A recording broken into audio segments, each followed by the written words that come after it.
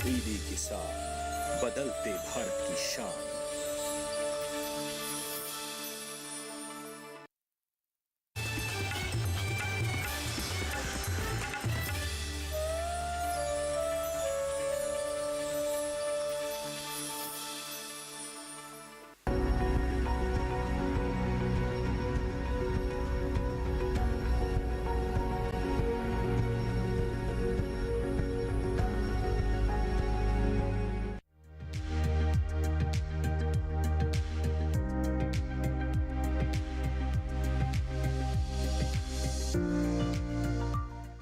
अमरूद एक ऐसा फल है जो कि पोषक तत्वों से भरपूर है और लोग इसे बहुत चाव से खाते हैं।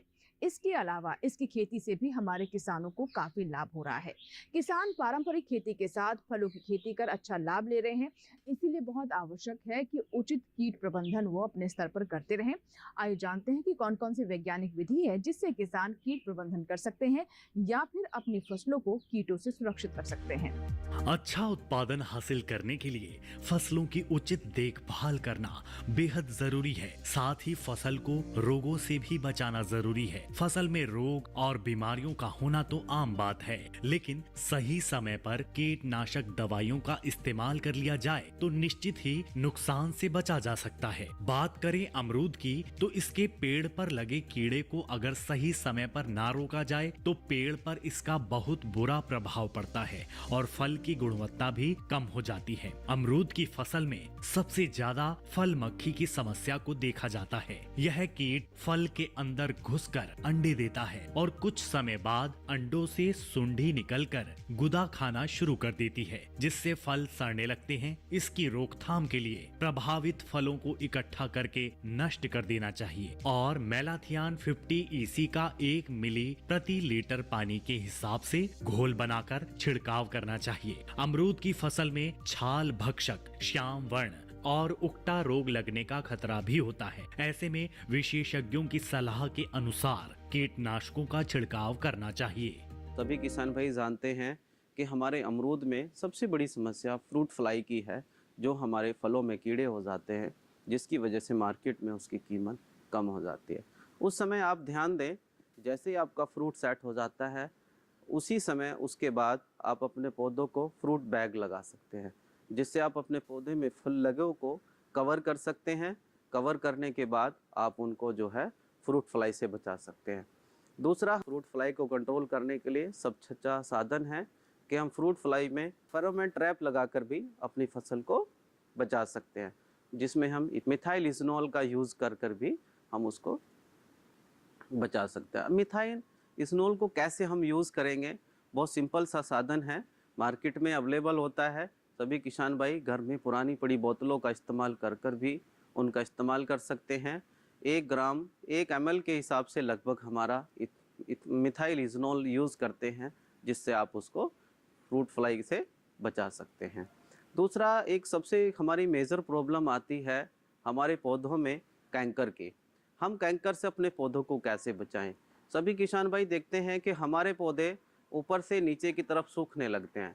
जब पुराने बगीचों में आप देखेंगे तो जो बड़े बड़े पौधे हैं वो ऊपर से नीचे की तरफ सूखते हैं और वो पौधे धीरे धीरे सूखते सूखते पूरे के पूरे पौधे हमारे ख़त्म हो जाते हैं।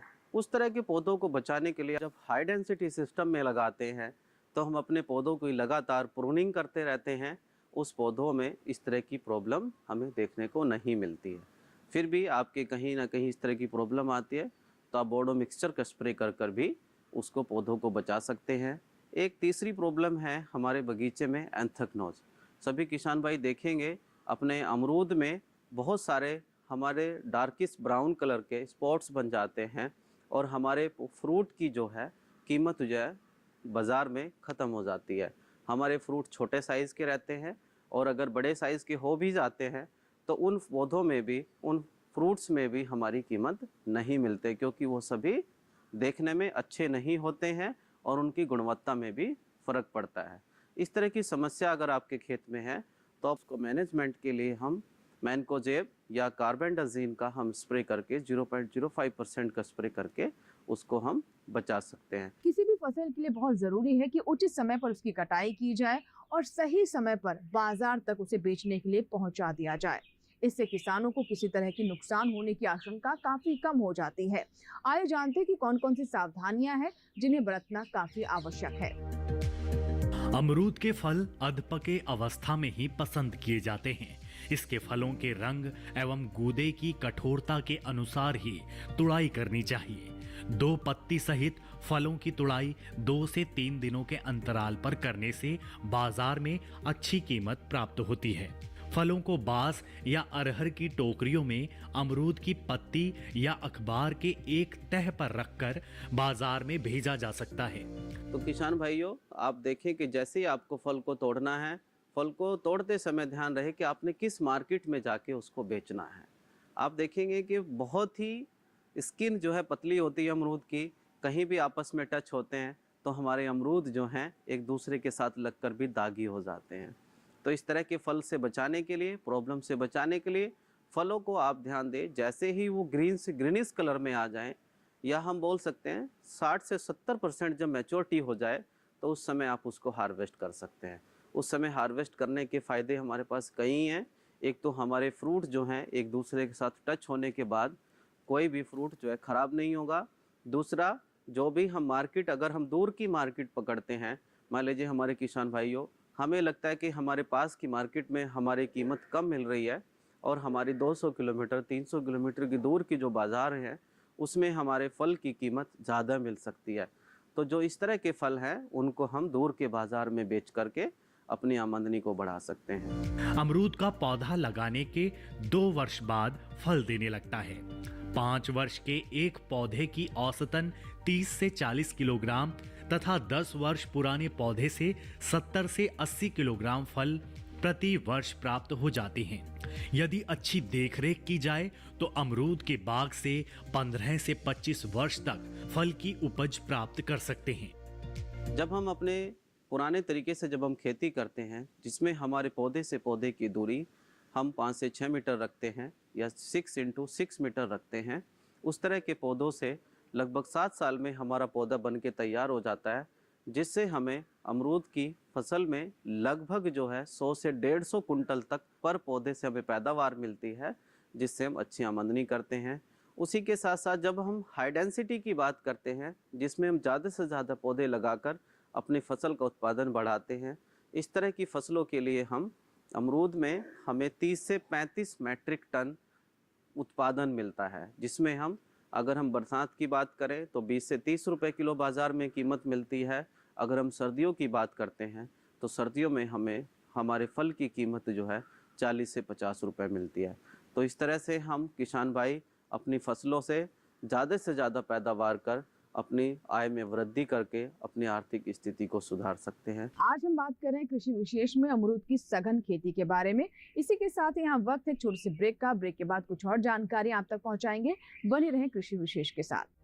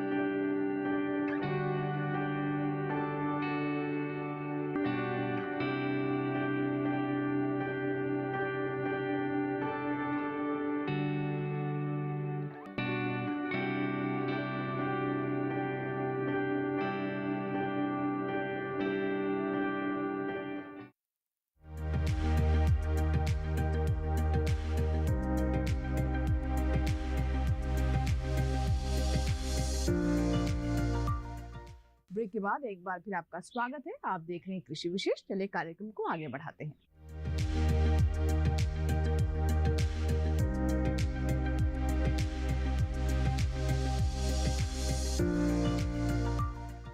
अब आपकी मुलाकात करवाते हैं उत्तर प्रदेश के शाहजहांपुर से संबंध रखने वाले सफल किसान हैदर अली से, जो कि विशेष रूप से अपने क्षेत्र में अमरूद की सघन खेती के लिए जाने जाते हैं।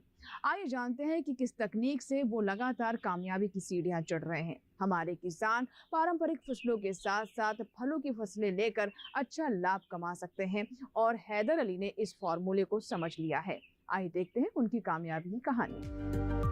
हैदर अली शाहजहांपुर के रहने वाले एक युवा किसान हैं, जिन्होंने अपनी 12वीं तक की पढ़ाई नैनीताल से की। फिर इन्होंने अपनी आगे की तालीम नोएडा और लंदन से भी की है।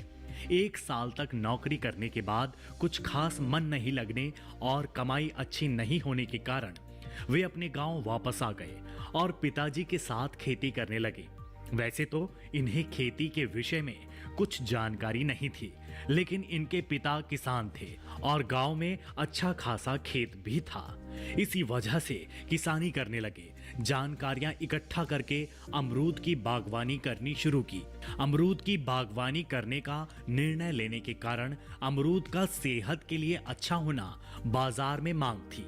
इन्होंने अमरूद की नई नई किस्मों जैसे Taiwan pink, VNR, Japanese red diamond, अमरूद किस्मों की हाई डेंसिटी फार्मिंग करनी शुरू की। पारंपरिक सघन बागवानी में सफलता दिलाने में बहुत मददगार साबित हुई। मेरी जो स्कूलिंग स्टार्ट हुई वो नैनीताल से स्टार्ट हुई। मैं एक बोर्डिंग स्कूल में पढ़ा था जब मैं क्लास 1 में ही वहाँ पे चला गया था। फिर मैंने क्लास 12 तक वहीं पर ही पढ़ाई करी।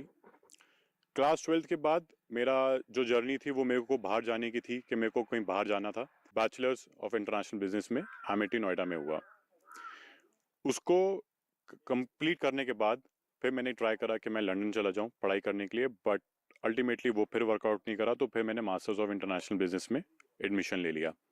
बीच में मेरे को मौका लगा तो मैं कुछ टाइम के लिए एक एडिशनल कोर्स के लिए लंदन चला गया था, बर्बिक यूनिवर्सिटी। मैंने वहाँ से अपनी पढ़ाई करी। वहाँ से आने के बाद मेरा कोर्स नोएडा में आके कंप्लीट हुआ 2016 में। उसके बाद कॉलेज की तरफ से प्लेसमेंट अपॉर्चुनिटीज़ मिली। तो प्लेसमेंट अपॉर्चुनिटीज़ में मेरा सौभाग्य था कि मेरे को वहाँ पे नौकरी लग गई। तो वो जर्नी मेरी काफ़ी अच्छी रही। लगभग मैंने 1 साल तक जॉब कर रहा था, बट उसके 1 साल के बाद मेरे पिताजी, जो मेरा फैमिली बैकग्राउंड जो है वो फार्मिंग का है, तो उनको ज़रूरत लगी कि अब आपको घर पे आ जाना चाहिए, क्योंकि यहाँ पे मैन पावर की भी कमी थी और शायद एक नई सोच, एक नई दिशा जो हमारे देश को चाहिए उसकी भी ज़रूरत थी। तो जब मेरे पिताजी से बात हुई तो ये बोला कि आप बेटा कितना वहाँ पे कमा रहे हो। तो मैंने उनको बताया कि मेरा लगभग 40 से 50 हज़ार रुपये मंथली पैकेज है जो कि मैं कमा रहा हूँ। तो उन्हीं ने मेरे को एडवाइस दी कि आप यहाँ पे आओगे तो आप अपने लिए कुछ ज़्यादा बेहतर कर सकते हो, आप अपना बिजनेस खड़ा कर सकते हो, आप अपने लिए काम कर सकते हो, और आपके पास ऊपर वाले का दिया बहुत सारी ज़मीन भी है जिससे आप ज़्यादा कमा सकते हैं। तो बहरहाल मैंने ये अपना ऑप्शन समझा कि मैं वापस मेरा जाना बेहतर है। तो वापस आने के बाद बहुत कुछ नहीं था यहाँ करने के लिए, क्योंकि मेरे को खेती के बारे में कोई भी नॉलेज नहीं थी कि मेरे को क्या करना है, कैसे करना है, क्या ज़मीन होती है, क्या बीघा, क्या एकड़, कुछ भी नॉलेज नहीं था। धीरे धीरे 1 साल तक ऐसे वैसे वक्त कटा, टाइम थोड़ा सा निकला। टाइम निकलने के बाद सोचा कि अब कुछ करा जाए, क्योंकि खाली बैठे रहेंगे तो बेकार हो जाएंगे, तो कुछ करना शुरू करना चाहिए। करने के बाद कहानी ऐसी थी कि जो एक्सेस स्टार्ट हुआ वो इंटरनेट के थ्रू वीडियोस थोड़ा देखना शुरू करा कि अभी इस टाइम लेटेस्ट डेवलपमेंट क्या है, क्या चल रहा है, क्या होना चाहिए, हम क्या कर रहे हैं उसमें और कैसा इंप्रूवमेंट कर सकते हैं। तो थोड़ा थोड़ा करके मैंने स्टार्ट करा। तो उसी के बीच में हमारे पुराने बाग जो थे वो अमरूद के भी थे, आम के भी थे, लेकिन अमरूद पे मेरा फोकस गया, क्योंकि अब इस टाइम पे जो हेल्थ बेनिफिट्स थे, जो बढ़ती बीमारियां हैं, आम आदमी कम से कम खाना चाहता है, बिकॉज वेट इश्यूज हो जाते हैं, डायबिटीज़ हैं, बहुत सारी चीज़ें हैं। लेकिन अमरूद के हेल्थ बेनिफिट्स इतने हैं कि डॉक्टर भी बहुत ज़्यादा रिकमेंड करें। तो मैंने एक सोचता हुआ कि फ्यूचरिस्टिक क्या है, तो मैंने सोचा कि अमरूद एक फ्यूचरिस्टिक फ्रूट है। तो फिर मैं हमारे जो ज़िला शाहजहांपुर के जो DHO हैं, मैं उनके पास गया। मैंने कहा कि सर ऐसे ऐसे बात है, मेरे पास ज़मीन है, सब कुछ है, बट मैं कुछ डिफरेंट करना चाह रहा हूँ, क्योंकि अब जो चीज़ें हैं वो वक्त जो है वो आगे का है, हमें डिफरेंट चीज़ें करनी चाहिए। तो उन्हीं ने मेरे को काफ़ी गाइडेंस दिया। तो उन्हीं ने मेरे को एक वैरायटी बताई, ताइवान पिंक, कि आप ये वैरायटी जो है ये मार्केट में सबसे लेटेस्ट है, आप इसको लगाइए। तो वापस आने के बाद मैंने अपने पिताजी से डिस्कस करा, मैंने कहा कि ऐसे एक वैरायटी है और हमें पौध मंगानी चाहिए, ये बाहर से पौध आएगी, तो अभी कहीं ज़िले में नहीं लगा है इसका। इससे पहले एक वेनार का बाग लगा हुआ था बट ताइवान पिंक किसी ने नहीं लगाया, तो हमने कहा कि हमारे पास एक फर्स्ट मूवर एडवांटेज रहेगा, रिस्क है लेकिन एक फर्स्ट मूवर एडवांटेज रहेगा तो हमें करना चाहिए। तो पिताजी जो थे वो एक ट्रेडिशनल फार्मर हैं, वो पारंपरिक खेती धान गन्ना गेहूँ सरसों हमारे यहाँ यही खेती होती थी, मैंने हमेशा बचपन से अपने देखा। तो ये स्टेप लेना उनके लिए बहुत डिफिकल्ट था, क्योंकि जहाँ अमरूद की पौध एक 10 से 20 रुपए की आती थी वहीं ये पौध 80 रुपए की आ रही थी, तो वो बहुत डिफिकल्ट था उनको समझाना कि हमें करना चाहिए।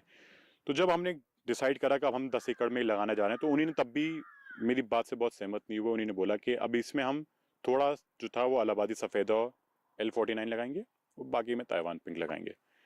तो इस बात को समझते हुए मैंने कहा कि ठीक है आपके जैसा करें, बट हम ये ज़्यादातर ताइवान पिंक लगाएंगे। ठीक है, जब हम ताइवान पिंक में उतरे तो उस टाइम भी हमारा DHO साहब ने हमें गाइडेंस दिया कि कैसे पौध लगेगी, क्योंकि वो जो पहले पौध लगती थी उससे ये बिल्कुल डिफरेंट थी। ये हाई डेंसिटी फार्मिंग कहलाती है, जो आदमी पौधे करीब करीब लगते हैं तो 7x8 पे लगते हैं, पहले तो 15x15 पे लगते थे, 7x8 पे पौधा लगता है एक। इनकी टाइम टू टाइम प्रूनिंग करी जाती है, इनको बहुत कुछ केयर रखा जाता है, जिसके बारे में मेरे को बिल्कुल नॉलेज नहीं थी। जितना कुछ सीख सकता था इंटरनेट से उतना सीखने की कोशिश करी, बट इंटरनेट और प्रैक्टिकली इम्प्लाई करने में बहुत डिफरेंस आ जाता है। तो जब इसमें आए तो पहले साल कुछ समझ में नहीं आया, दूसरे साल लगभग 80% फसल जो थी वो हमारी ख़राब हो गई, जो कि मेजर लॉस हो गया। तो फिर मैं गया उनके पास, मैंने कहा कि सर ऐसी सी बात है कि अब हमें क्या करना चाहिए। तो उन्होंने बताया कि अगर आपको फ्रूट फ्लाई से अपना फ्रूट बचाना है तो आपको इसमें बैगिंग करनी पड़ेगी, इसमें आपको फोम नेट लगाना पड़ेगा, इसमें आपको पॉलीथीन ऊपर से चढ़नी पड़ेगी, तो आपका ये फ्रूट कामयाब होगा। फ्रूट क्वालिटी भी तभी इंप्रूव होगी, फ्रूट का साइज इंप्रूव होगा और आप अच्छे से अच्छा फल ले पाएंगे। 3rd ईयर से हमने वो तैयारी करना शुरू करी। हमने ट्रेडर से कांटेक्ट करा गुजरात में, उन्होंने हमें वहाँ से फोम नेट और पॉलीथीन सप्लाई करा, हमने उस पर करा एंड ऊपर वाले का शुक्र है कि हमें फिर इतना प्रॉफिट हुआ जो हम सोच भी नहीं सकते थे। तो वो डिसीजन हमारा बहुत अच्छा रहा। जब हमने सरकार की बात करें तो सरकार ने भी हमें इतना सपोर्ट करा कि जब हमने प्लांट मंगाए थे उन्होंने उस टाइम हमें सब्सिडी प्रोवाइड करी। फिर उसके बाद उन्होंने कहा कि अब इसको आपको प्रोटेक्शन के लिए एनिमल्स जो कि वाइल्ड एनिमल्स रहते हैं, नीलगाय से नुकसान हो जाता है, गायों से नुकसान हो जाता है, जंगली सूअर होते हैं उनसे नुकसान हो जाता है, तो उन्होंने कहा कि फेंसिंग के लिए, तो फेंसिंग भी एक बहुत कॉस्टली अफेयर है कि उसमें करीब 10-12 एकड़ में लगाना फेंसिंग भी। तो उन्होंने कहा कि आप लगवाइए, हम गवर्नमेंट से सब्सिडी अरेंज करवाएंगे। उन्होंने उसके लिए भी सब्सिडी अरेंज करवाई। फिर साल 2 साल के बाद जब प्लांट की मेंटेनेंस की बात आती है तो फिर उन्होंने फिर सब्सिडी हमें दिलवाई। तो गवर्नमेंट की तरफ से हमें बहुत सपोर्ट रहा है, सब्सिडीज आई हैं टाइम के ऊपर, और मतलब एक बहुत जिसे कहते हैं ना स्मूथ जर्नी रही है हमारी अब से अब तक। तो 3rd डे के प्रॉफिट के बाद हमने ये सोचा कि अब जो चीज़ें हैं वो बहुत अच्छी जा रही हैं, अब हमें रुकना नहीं चाहिए, अब हमें और इम्प्रोवाइज करना चाहिए। तो तीसरे साल के बाद हमने सोचा कि अब एक नई वैरायटी है VNR, जो कि काफ़ी पॉपुलर है अपने इंडिया में, लेकिन क्योंकि मैं ऐसा चाह रहा था कि हमारे पास मल्टीपल वैरायटी रहें कि कोई भी ट्रेडर बाहर से आए तो उसको मैं मल्टीपल चीज़ें दे पाऊँ, सिर्फ एक वैरायटी ना दे पाऊँ, उसे मैं मल्टीपल चीज़ें दे पाऊँ। तो मैंने उससे फिर कांटेक्ट करा, इनकी नर्सरी छत्तीसगढ़ में थी, मैंने उनसे कांटेक्ट करा, फिर मैंने VNR की पौध भी इस साल लगाई। इस साल की VNR के बाद, और कमाल की बात यह है कि जो पहले के पौधे होते थे उनको 2-3 साल तक आपका पता ही नहीं लगता था कि आप फसल कब आएगी, लेकिन अब ये पौधे इतने एडवांस, इतने हाइब्रिड, इतने अच्छे हैं कि 1 साल के बाद आपको फसल आना शुरू कर देती है। तो इस साल की अगर बात करें तो मेरा ताइवान पिंक भी निकल रहा है और पिछले साल जो लगाया हुआ VNR है उसमें भी फसल आना शुरू हो गई है। तो अब ये सक्सेस देखते हुए पिताजी बहुत खुश हुए कि अब ये काम अच्छा हुआ है। तो ये देखते देखते जो था, अब इस बार हमने एक नई वैरायटी है जिसका नाम है जापानीज रेड डायमंड, वो मंगाई है जो इस बार हमारा प्लांटेशन हुआ है। तो ये जो जर्नी रही है ये हमेशा से इतनी स्मूथ तो नहीं थी, शुरुआत में बहुत परेशानी आई क्योंकि हमें नासमझी थी, समझ नहीं थी चीज़ों की, और करते करते अभी जर्नी इतनी अच्छी हो गई कि अब ऐसा लगता है कि ये सब चीज़ें हमने पहले क्यों नहीं शुरू करी। अब लोग आते हैं हमारे पास, पूछते हैं चीज़ों को लेके कि आप कैसे करते हैं, कहाँ से पौध मंगवाते हैं, तो जो गाइडेंस हमसे हो सकता है, जो हम उनको बता पाते हैं वो हम उनको बताते हैं, उनको समझाते हैं ये करना। बस ये है कि इसमें रिस्क थोड़ा इन्वॉल्व होता है, मेहनत इन्वॉल्व होती है, कॉस्ट जो है जो इसकी ऑपरेटिंग कॉस्ट है, जो इसको लगाने की कॉस्ट है, इसको मेंटेन करने की कॉस्ट है, वो ज़्यादा है। लेकिन ये है कि फिर अगर आपको प्रॉफिट ज़्यादा चाहिए तो फिर आपको इतनी मेहनत करनी पड़ेगी, इतना थोड़ा सा रिस्क उठाना पड़ेगा। तो ये चीज़ें जो अब हैं, अब मेरा जो आगे का प्लान है उसको भी ये करना है कि जब कोई ट्रेडर यहाँ हमारा बाहर से आए तो उसको मैं इतनी वैरायटीज दे दूँ गुआवा की कि वो मतलब उसके पास कोई कमी ना रहे कि अब मेरे को ये वैरायटी चाहिए या मेरे को ये वैरायटी चाहिए। तो मैक्सिमम से मैक्सिमम मेरी चीज़ें लगाने का है कि अब मैं करूं और लोगों के लिए प्रोवाइड करूं। समय के साथ साथ खेती किसानी में कई बदलाव आ चुके हैं। किसान पारंपरिक फसलों के मुकाबले कम लागत में बम्पर मुनाफा देने वाली फसलों की खेती और फलों की बागवानी की तरफ रुख कर रहा है। अमरूद की बागवानी भी कुछ इसी तरह की है, जो कम खर्च और कम मेहनत में अधिक उपज और आमदनी दिला सकती है। ऐसे में परंपरागत खेती के साथ साथ किसान अगर फलों की, खासकर अमरूद की सघन बागवानी करे और ज्यादा से ज्यादा मुनाफा कमा सकेंगे। फलों की बागवानी में किसान भाइयों का प्रोत्साहन बढ़ाने के लिए सरकार भी भरपूर प्रयास करती रहती है।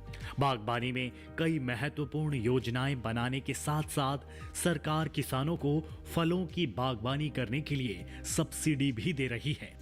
भारत सरकार की जो स्कीम है राष्ट्रीय कृषि विकास योजना, उसमें जो अमरूद की खेती के लिए हम लोग सब्सिडी देते हैं। अमरूद खेती में सामान्यतः यहाँ पर जो वैरायटी हैं वो L49, इलाहाबाद सफ़ेदा और ताइवान पिंक वैरायटी को बहुत प्रचलन में है। अभी किसान सबसे ज़्यादा जो वैरायटी को अडॉप्ट कर रहे हैं वो ताइवान पिंक वैरायटी है।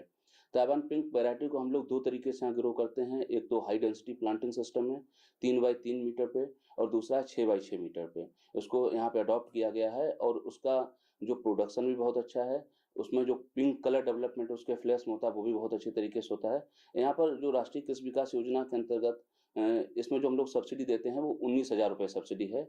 उसमें हम लोग पहले साल 11,000 सब्सिडी देते हैं, फिर सब्सिक्वेंट हम लोग 3,800 के आसपास सब्सिडी देते हैं अनुरक्षण के लिए।